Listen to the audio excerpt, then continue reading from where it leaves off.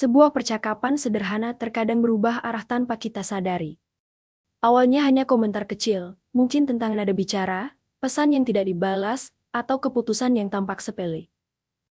Namun beberapa menit kemudian suasana berubah tegang. Nada suara naik. Kata-kata menjadi lebih tajam. Hal yang awalnya kecil terasa seperti sesuatu yang jauh lebih besar. Konflik jarang dimulai dari sesuatu yang benar-benar besar. Justru sebaliknya, banyak konflik besar lahir dari percikan kecil yang tampaknya tidak berarti. Sebuah kalimat pendek, ekspresi wajah yang salah ditafsirkan, atau keputusan kecil yang dianggap tidak menghargai pihak lain. Fenomena ini terjadi di banyak tempat, dalam keluarga, hubungan pertemanan, lingkungan kerja, bahkan di ruang digital seperti media sosial. Sebuah perbedaan kecil bisa berkembang menjadi perdebatan panjang yang sulit dihentikan. Yang menarik, ketika konflik sudah membesar, seringkali orang lupa bagaimana semuanya dimulai. Percikan awal yang kecil tenggelam di bawah lapisan emosi, interpretasi, dan pembelaan diri yang terus berkembang. Hal ini menimbulkan sebuah pertanyaan menarik, apakah konflik benar-benar membesar karena masalahnya besar, atau karena sesuatu dalam cara kita memprosesnya membuatnya terus berkembang? Salah satu gejala yang sering muncul adalah perubahan nada yang cepat. Percakapan yang awalnya biasa tiba-tiba menjadi defensif. Kata-kata seperti selalu, tidak pernah, atau kamu memang begitu mulai muncul. Gejala lain adalah meluasnya topik konflik. Hal yang awalnya spesifik berubah menjadi daftar panjang kesalahan masa lalu. Sebuah masalah kecil menjadi pintu masuk bagi banyak keluhan yang sebelumnya tidak pernah benar-benar diselesaikan. Kita juga sering melihat perubahan fokus dari masalah menjadi identitas. Awalnya yang dibahas adalah tindakan tertentu, tetapi perlahan pembicaraan berubah menjadi penilaian terhadap karakter seseorang. Di banyak konflik, muncul pula dorongan untuk menang. Percakapan tidak lagi bertujuan memahami, tetapi membuktikan siapa yang benar dan siapa yang salah. Ketika titik ini tercapai, konflik seringkali bergerak di luar kendali. Percikan kecil sudah berubah menjadi sesuatu yang jauh lebih kompleks daripada masalah awalnya.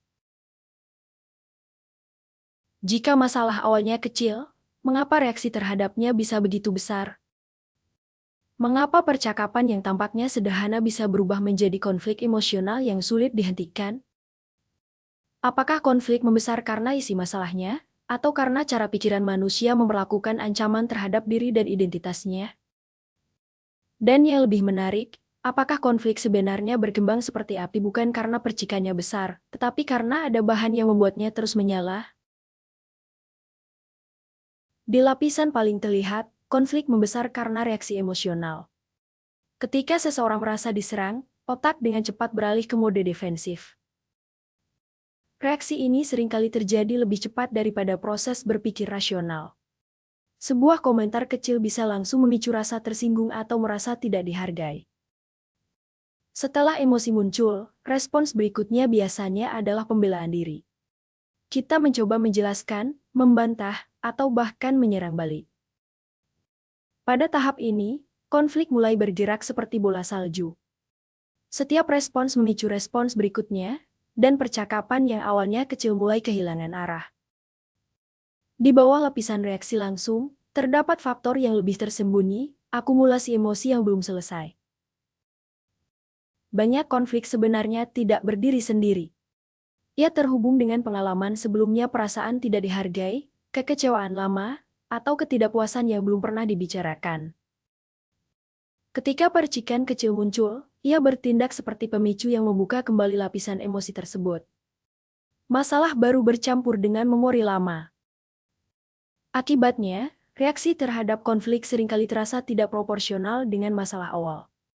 Bukan karena orang terlalu sensitif, tetapi karena konflik itu sebenarnya menyentuh sesuatu yang lebih dalam.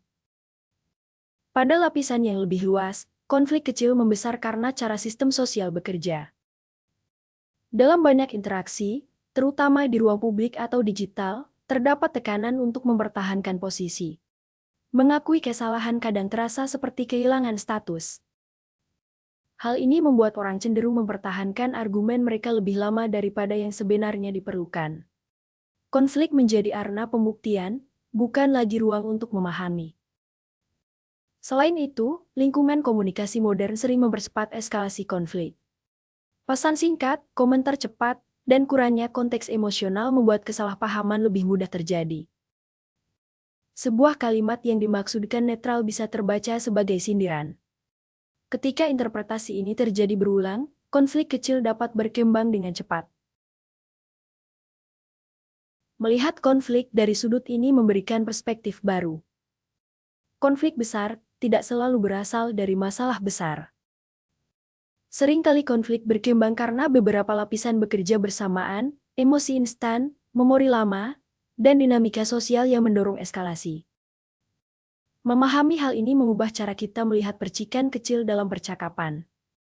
Alih-alih langsung bereaksi, kita bisa melihatnya sebagai sinyal bahwa ada sesuatu yang lebih dalam sedang disentuh.